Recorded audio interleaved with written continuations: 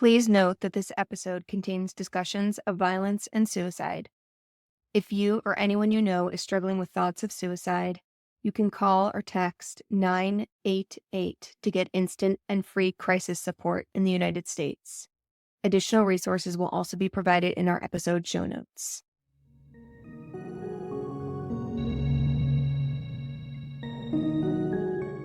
Hi there. I'm Abby Schomer, co-founder of Rep Science and host of the Marginal Podcast, which gives voice to the socially marginalized founders and startup contributors you've likely not heard from yet. Today's episode is part 2 of my discussion with Rep Science co-founder Brian Krebs.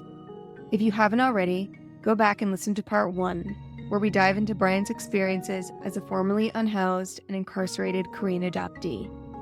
It lays critical context for today's episode, where we discuss Brian's entrepreneurial pursuits after he was released from prison. Brian also shares how his upbringing uniquely equipped him for success in the startup realm and advice for others looking to do the same.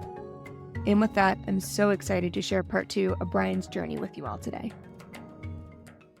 That's incredible. Okay, so speaking to relationships, I'm curious, does Pete enter back into the scene after you're released from prison? Do you start working with him again? I'd be curious to understand. Okay, perfect. So walk me through that journey of how you got back into programming. Yeah, I got out. He was one of the first calls I made. I just kind of touched base, not really even hoping for anything, just kind of hope beyond hope, just seeing if he had anything or knew of anything, because I needed a job, of course. Yeah, he said right away, yes, absolutely, come right back and work for me. So I did. It didn't last long though, because it was something I brought up for sure with his own support. I pretty shortly thereafter broke out on my own, started my own consulting company, and was still working with him on a lot of jobs. He was my first client, basically. So I was more of a subcontractor. He was getting the projects and I'd subcontract through him rather than being paid by him as his employee.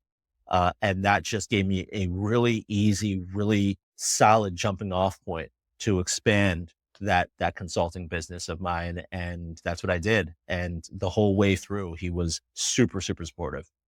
Yeah, that's amazing. Going back to your ability to be alone, I feel like so much of the reason a lot of people are hesitant to jump off and launch something of their own is because they're afraid of doing things on their own. So now I can absolutely see how this prevalence of being in this very spot so many times in your life made it a no-brainer for you to kind of branch out and operate independently and start on your own. There's also definitely there's a lot of that. There's also, I've noticed, people develop. I don't think it's necessarily like something inborn in us, but they develop over time a fear of failure. And by the time you're an adult, sometimes it can be pretty crippling in terms of your clouding your decision making. And I just never really had much of a fear of failure. I always knew that at absolute worst, I could survive. If I have to go back to the streets, I knew I could survive. A lot of people would rightly so be very terrified of living on the streets. And I'm not saying that it's great, especially for women, by the way, who are much less privileged than me in that sense. But I just never feared failure. I didn't really have things to fall back on, like living with my parents or whatever. At least by that time, I'd burned that bridge a couple too many times at that Yeah. point.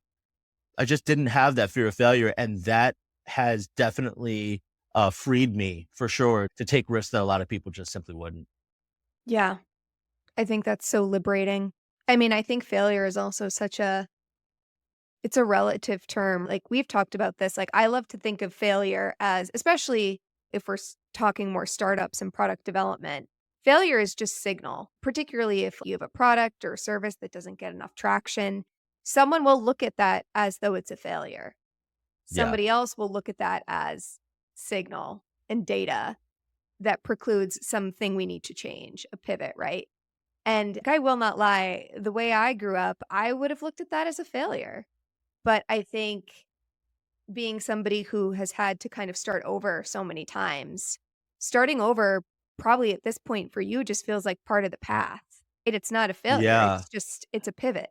I was about to say failure, especially in startups, is the status quo. Yeah. really. Like you're going to fail. And in life too. We're on a startup podcast here, so we could talk about this in the context of startups, but it applies to life. You are going to fail. And if you're not failing, it's because you're not taking enough chances.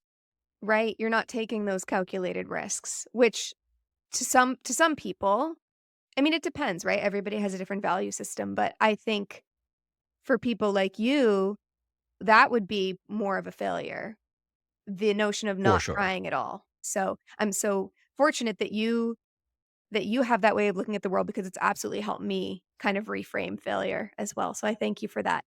Okay, so you start your consulting business. Take me from there because I'm really curious because you do have some killer startup success stories that I want to get to. And I want to understand how we bridge the gap between you just starting your consultancy and then getting to your first, second, third startup. And ultimately, you exited one of your startups. So I'd love to hear about Right. that hero's journey. Essentially, the consulting company was my first company, and that really gave me a taste of like a legitimate business is really what it comes down to. I had like some decent instincts and soft skills that I'd built up running illegitimate businesses for so long. This is my first taste of a legitimate business, and Pete really helped me learn the ropes. It's all because of Pete. And with that, I was able to like make pretty good money. Not necessarily drug money. That's all. It carries so much risk that your margins are just absolutely insane. But it was still very good money, and it couldn't be taken away by the government. So I was making great money, and eventually Pete and I sat down, and it was really his idea. Spam, email spam was a big thing then. It's funny how we look at it now because it's like Google basically just filters your spam for you without you even thinking about it. We Yeah. we don't think about spam now.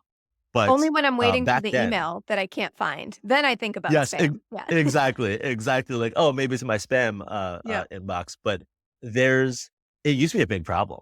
Any method that used, like, heuristics to automatically filter out spam was in its infancy. It's really, really bad. So, we decided to go into consumer B2C product that was a spam filter, essentially, but we were way ahead of the curve on that, and to be honest, consulting is so different. Services-based businesses are so different from product-based businesses. Yeah. We didn't know what we were doing. Neither one of us kind of petered out. We didn't know how to raise. We didn't know anything. And the next idea was mine. I was kind of a scratch your own itch sort of thing in development tools, specifically version control. When you're in software development, you want to version control your code because you always want to be able to roll changes back and just have a history of how Okay, so your that's what code has version evolved. control is. It codifies an archive of all the previous versions that you can return That's to. it. Yep. That's it. Yep. You kind of get a nice little visualization of how each code file has evolved over time. You can roll back to previous versions. It's essentially a standard at this point in a developer's tool stack. We built that for databases, one of the few areas that at that time just existed outside of version control.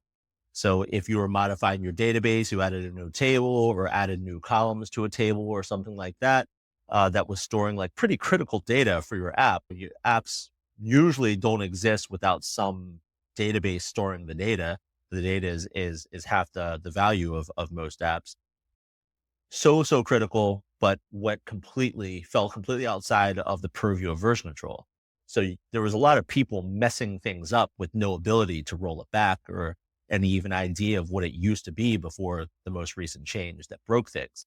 So we started building that, and that was more successful, but we still really didn't know what we were doing. And we sold it into a bunch of companies that we were working for as consultants. So we knew it had this problem, and that's how we gained traction. But we were bootstrapped. We didn't know how to raise. We didn't know anything really still, but we did see some more success. We were profitable. We started expanding the team, hiring some people that I still stay in touch with to this day. But in the end, it also sort of petered out just to mismanagement. We just didn't know what we were doing. Profitability started dropping, and I found it difficult to raise because I just didn't know how to. I was going to these like Shark Tank type of things, Mm. and just getting obliterated. by these adults because I had no clue what I was doing. Can you quickly explain what it means to raise and why a company would need to raise? Absolutely. Yeah. When I say raise, I mean fundraise. And we were kind of running out of cash because our profitability was dipping over time because we weren't growing at a certain point. And the low hanging fruit in terms of like selling our product into the companies we already knew really well, some of which we were contracted to do projects for, that was gone. So now we're trying to sell to people we don't know, and it was not going well. So I needed to be able to pay our staff that we already Yeah. had and continue to expand even from a marketing perspective, sales perspective, even research and development perspective, really, which is where most of our existing resources were. And I went to angel investors first, just like wealthy individuals rather than Okay. funds, and they're usually how people raise their initial fundraising rounds. I didn't know that, but I was being kind of led by a few people that I had met. And you just go into a room and pitch, just kind of say, hey, this is what I do. This is my business. This is my product. And this is how much money I need in exchange for this amount of stock in the company. But I didn't know how to do that. I didn't know how to navigate that. And they were just ripping me to shreds, really. I was unsuccessful in raising. And it again just sort of petered out right around the time that I made my way to San Francisco. So I'd skipped a portion of my life there after Baltimore. I knew I had to get out of that city if I was going to turn my life around. So Mhm. I just left with very little word to anyone and drove across the US with my very few possessions and one friend in the passenger seat to San Diego. I didn't know a soul there. That's where I lived for about 5 years. And I was trying to grow my database of version control startup there, all while kind of finding myself, accepting and even eventually loving my own Asianness, Mhm. being around other Asians, which was absolutely transformative for me. I was gonna say Um, California in general is very much different from the East Coast in that way. First time in my life that I was around that many Asians, partying in the nightlife scene for the first time, the nightlife scene that I was used to, very different in Baltimore. Just kind of being generally a member of like normal society, which I had never been before. Before I even started to try to make friends and go out in San Diego, I initially started essentially researching topics that I thought normal society talked about and knew. So I was doing it in like a very weird, almost it feels like weird, like a serial killer sort of way. Like, okay, I Yeah. need to train myself with these normal people. So I know that I need to learn about classic literature and philosophy and art and poetry. And so I just immerse myself in these topics on like Wikipedia Wait, and things really like quick that. interjection. This is what Wikipedia told you people in San Diego cared about? No, Wikipedia did not tell me that. That came from my own harebrained idea. I was gonna say, Wikipedia only gave me the information. I think you're the only person I know who listens to the Philosophize This podcast, and I Yes, know it's yeah, so that's funny that that's where it led you. that's where it came from. And as you just mentioned, these are many things that I are great loves of mine today. So it's persisted since my early to mid 20s. It's where when the time of my life where when I read some of my favorite books to this day, Anna Karenina and War and Peace, and Anton Chekhov's short stories, a lot of Russian literature, I guess, apparently, and all these great stories, but zero people. Once I felt ready to enter society, make my debut, nobody in this beach town knew anything It's so about Anna funny. Karenina or Yeah. Madame Bovary. So that was pretty much for nothing, to be honest. It didn't help my social standing, that's for sure. Mhm. But I did join a book club was one of my first actions in terms of joining society. And as it turned out, it was just a bunch of people that were like drinking too much wine and maybe conversing about the book for a few minutes. These are how most book this is how the majority of book clubs are, I'm not gonna lie to you. Did not realize that. Didn't know that. I thought they were gonna start, like, immediately quizzing me on War and Peace.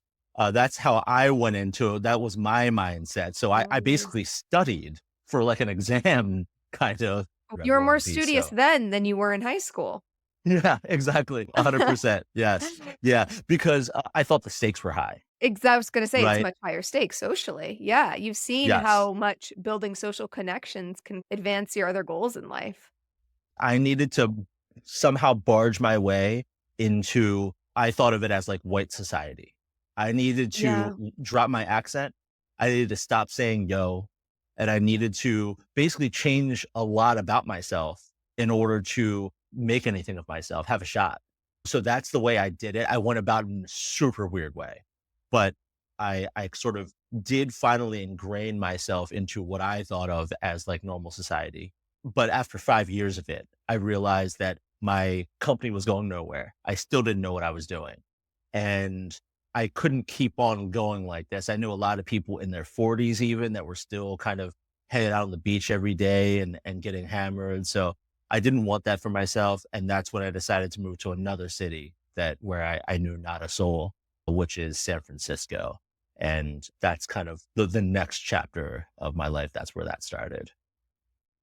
Okay, so you started over again, not Yeah. knowing anybody.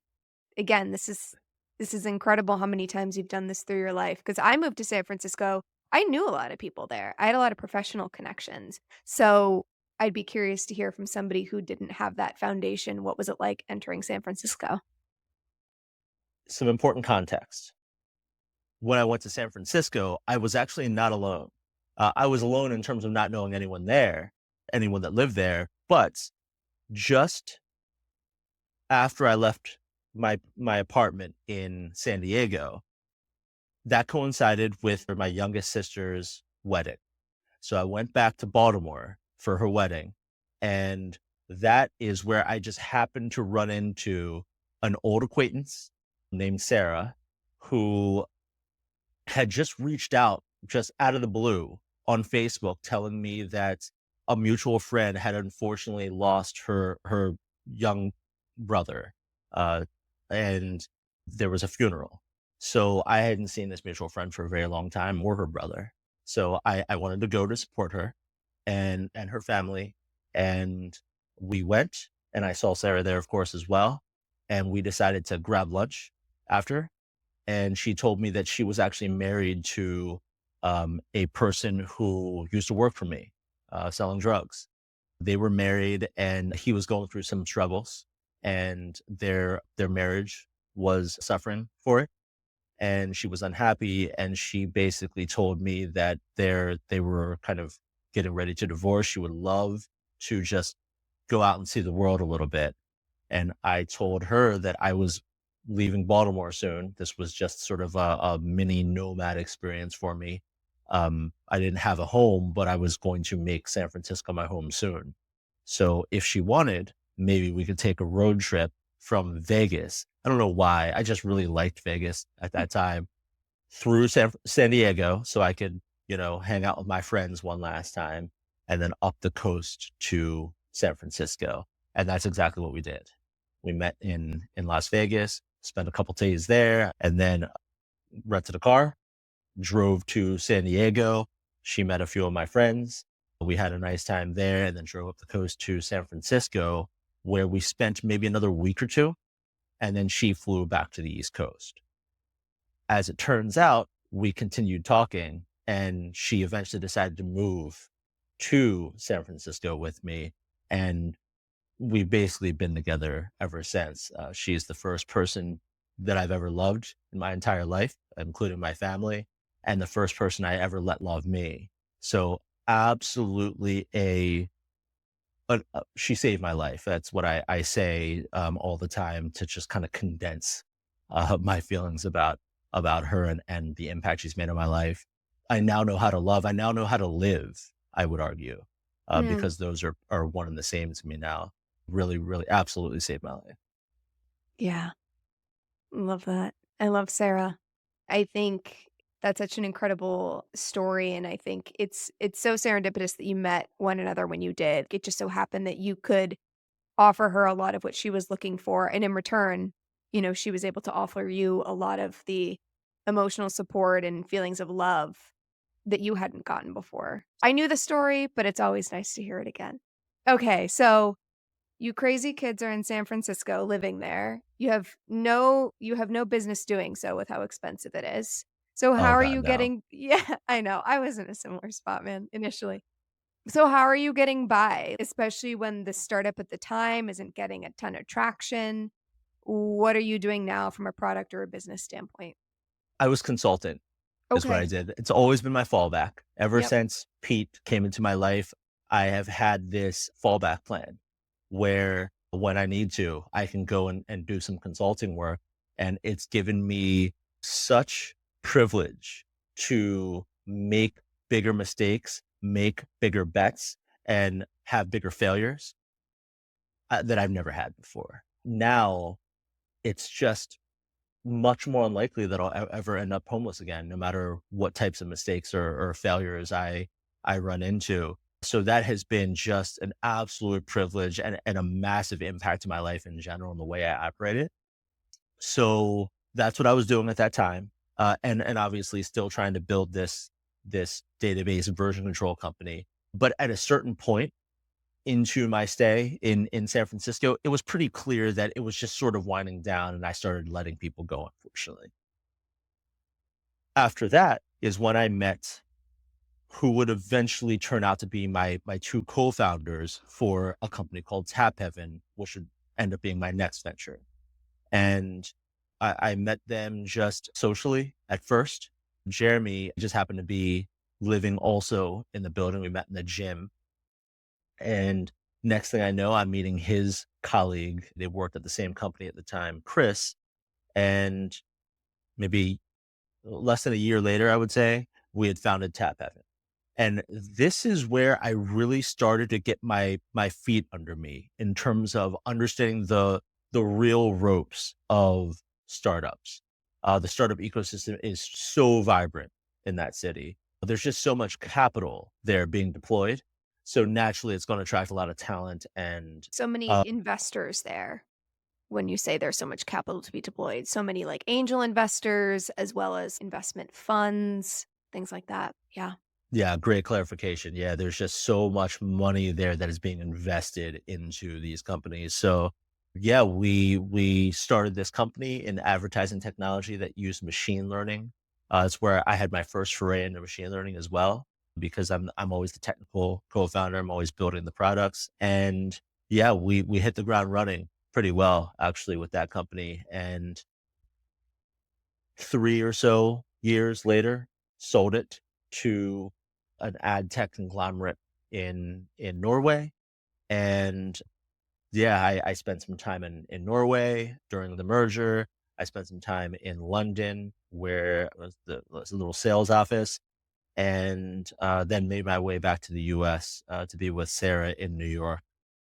So yeah, that was another really transformative experience for me. My first exit and my first like real taste of the world too, to be quite honest, because I lived in Beijing to oversee the rollout of our product at an important client, and that was an incredible experience. Talk about being around Asians for the first time in San Right. Diego.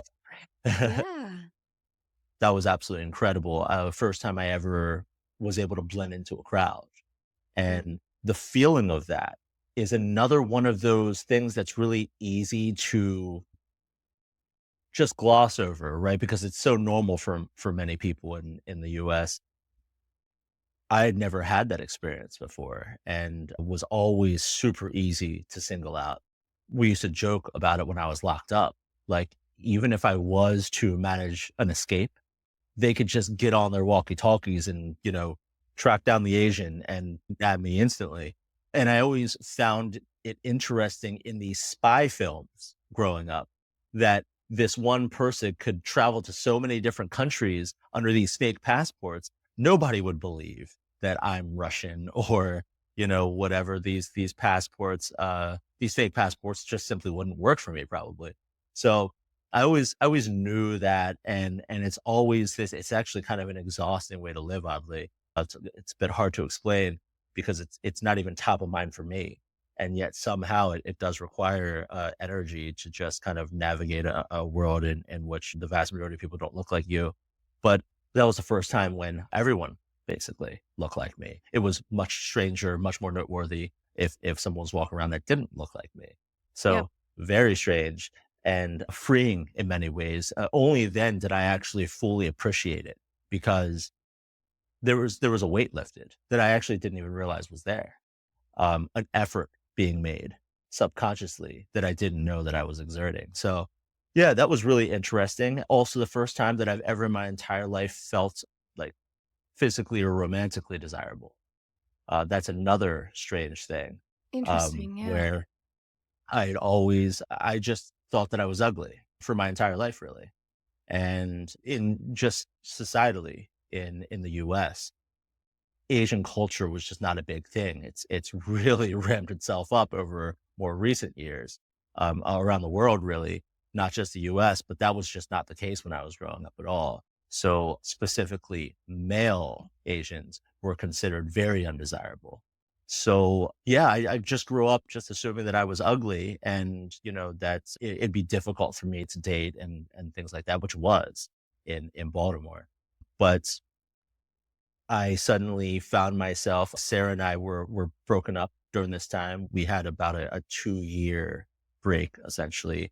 My own fault. I dumped way too much of myself into Tap Heaven, and, like, I find it easy, unfortunately, to just get so myopically focused, and, to her detriment and the detriment of our relationship, and I still feel bad about that, but during that period I was single and I got to experience what it was like to be desirable, and it was an incredible experience, and it's a luxury. Like, I didn't necessarily need that, but I will say it was very impactful to me. It may sound a bit shallow, but it's when I finally didn't feel ugly anymore.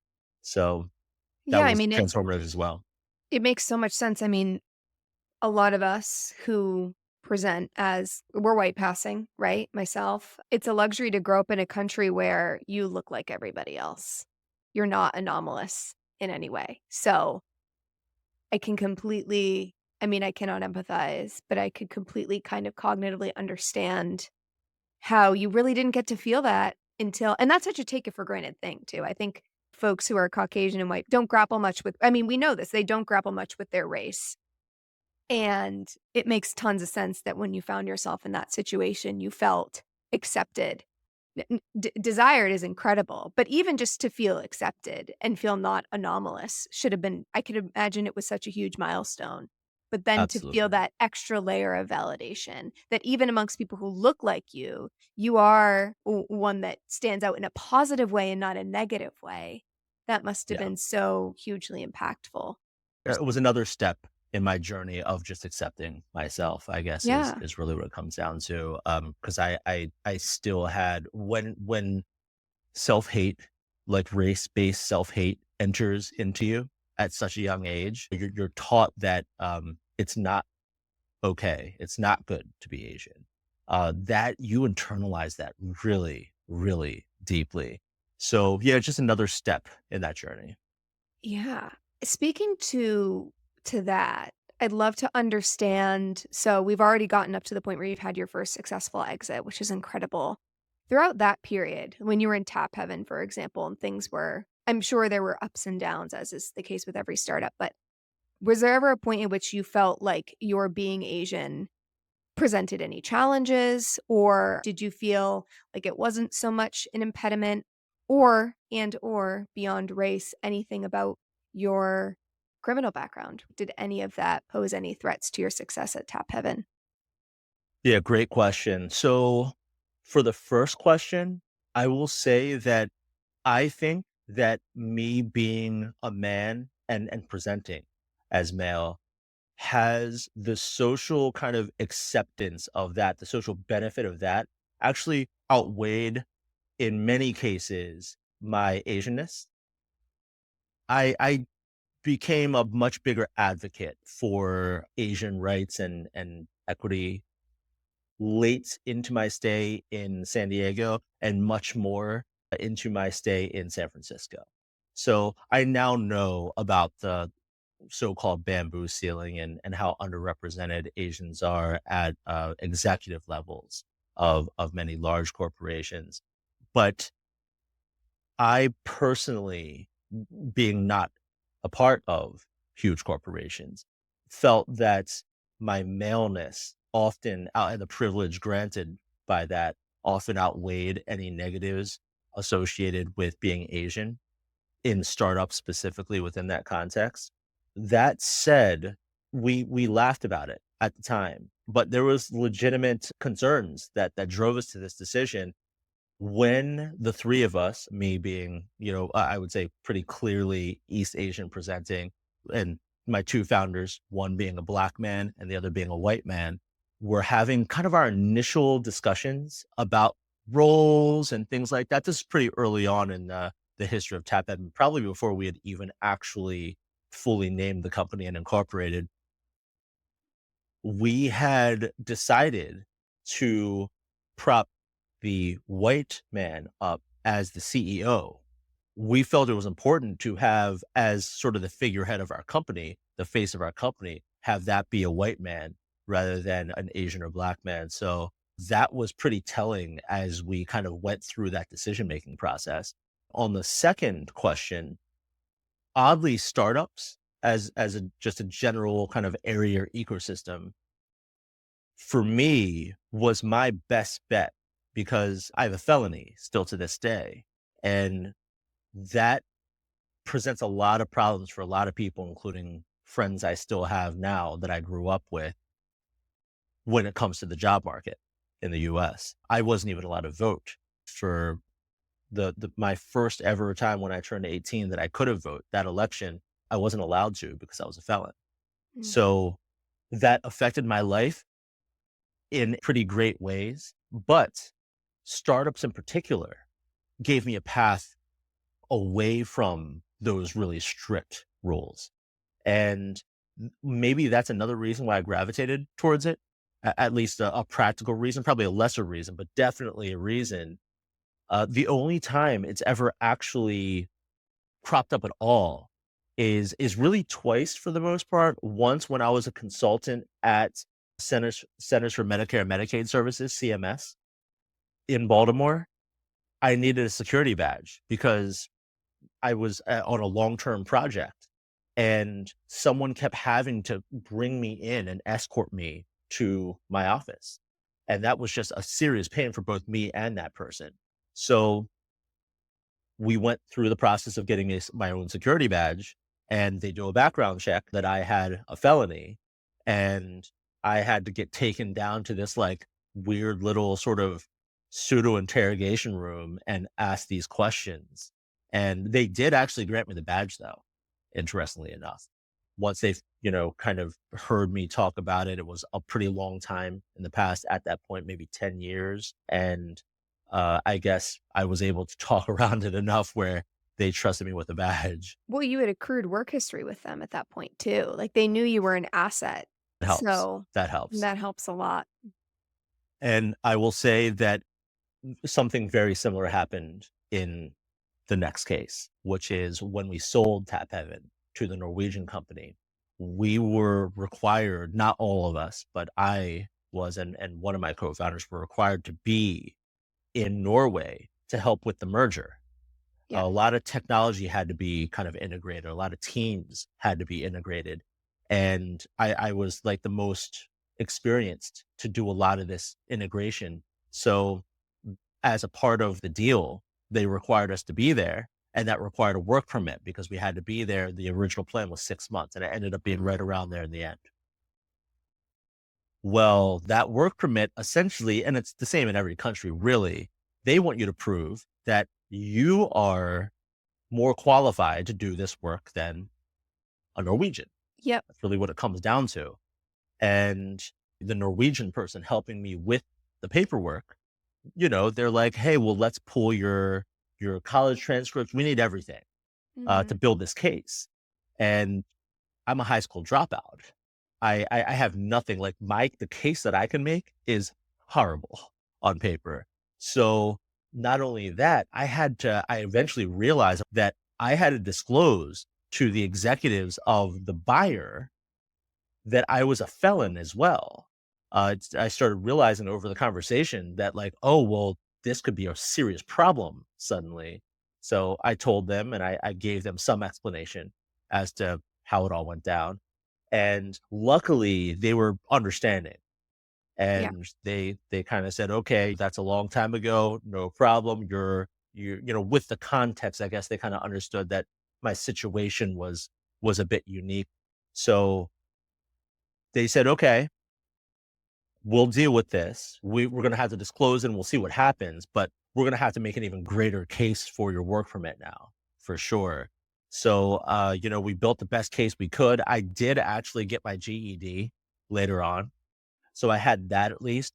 I've never had to pull that. So I had to do a lot of searching to even find a way to pull my GED. I did in the end though. And I guess the case was strong enough, but the thing is, very similar to what you pointed out in the first instance, I hadn't necessarily delivered value to Norway as a country or anything like that quite yet. But there was a clear signal because this Norwegian company was acquiring mine Yep. that I was the person for this job. Right. So I'm pretty sure that's the only reason I was able to overcome that instance as well. Yeah. Yeah, it's convenient that both of these instances were after you had proven your value. So That's at it. that point, you had people in your corner. There was stakes there, right? If not you, then someone would have suffered a loss in the situation, another corporation.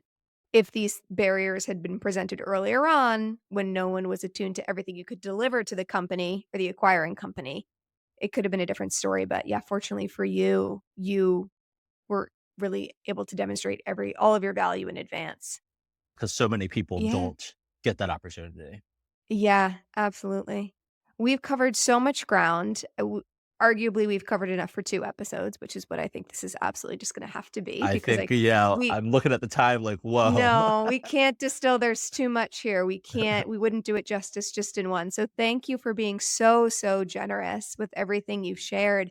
Before I let you go, I guess I do just want to ask, for anybody else who's listening who is maybe contemplating this idea of starting from ground zero again, because clearly you're a certified expert in starting over, what would you say to them generally? And then I would love to understand what you would say to other folks who have a history much like your own.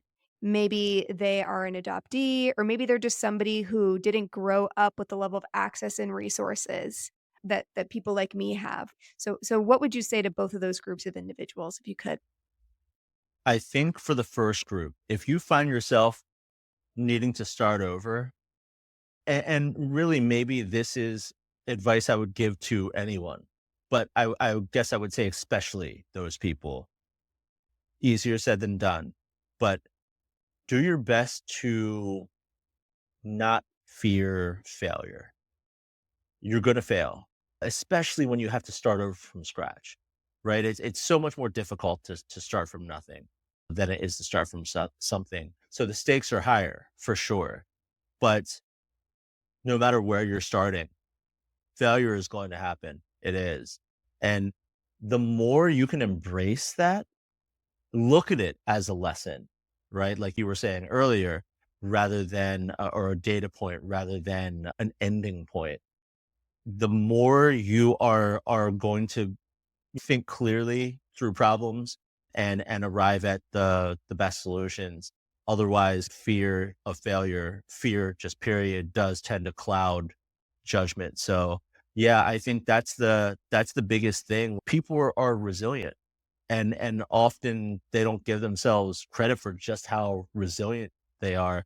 We've all been through experiences, no matter what type of privilege we were born into. Harness that, you can bounce back, like for sure. You do have to start with belief in yourself. For the other group, anyone that has been unhoused or has been incarcerated, I number one, please reach out. Like I love to speak with those people and provide whatever I possibly can in terms of support. Secondly, though, number one, you're not alone. And I thought I was alone forever. And in so many ways, as an adoptee, as an Asian, oddly, which that's even more ridiculous because we're most of the world. Mhm. As a founder, number one, you're not alone. So just remember that. Number two, those experiences that you had being unhoused, being incarcerated, living through even perpetrating violence or crime or whatever, mental health struggles, right? Suicide attempts, all these things. Maybe you could even argue they're objectively negative experiences, but they shaped you into who you are and they gave you perspective. And now that I'm here, and it's so much easier for me to say this kind of on the other side of a lot of those experiences. But now that I'm here, I do look back and I realize that the perspective granted to me by those experiences early in life is maybe my most treasured possession at this point. My most treasured possession outside of my relationships with other people, including Sarah, is the perspective I've gained, which is so unique. While you're not alone, it is a unique thing.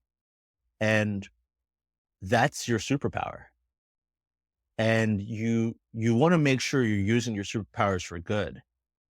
But when you're out there in the world, maybe in the startup world, maybe not, it doesn't matter. When you're out there in the world, you have a perspective that most people don't. The people competing against you in school, in college, if you're a bit older, in the workplace, they don't have that perspective.